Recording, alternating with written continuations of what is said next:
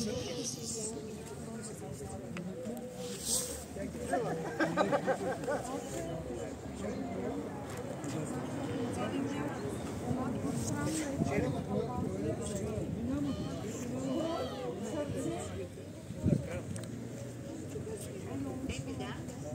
имам пълномощта, баба. Аз имам пълномощта, го представям. Не да. Аз имам пълномощта да вървя.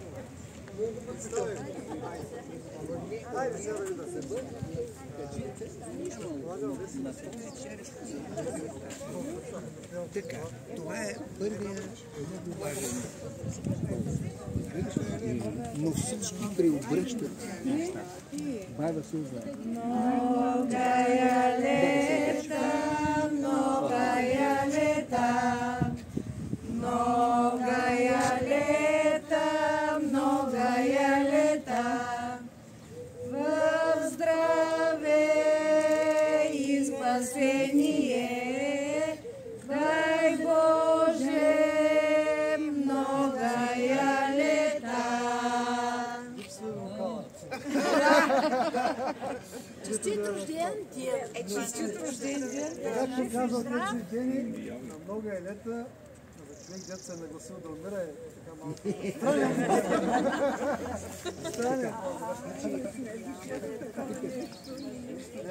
И една весела песен за един Иван. Айде, да видим те ви се отдават повече. Кой ще даде то? Славяна. Трики.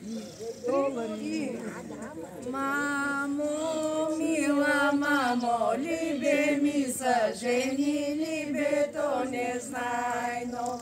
А знайното мамо, то през плета гледа, древни сълзи рони.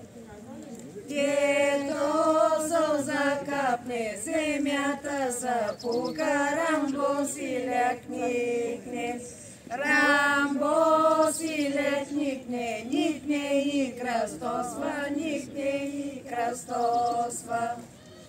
Че кой рано мина, Босилек да бере, Босилек да бере. Иван рано мина, мина и откъсна, мина и откъсна. Триго китки киче, киче и нарича, киче и нарича. Първата е китка, нагюзел ми Иван, нагюзел ми Иван. Втората е китка, нагюзелен Рада, нагюзелен Рада.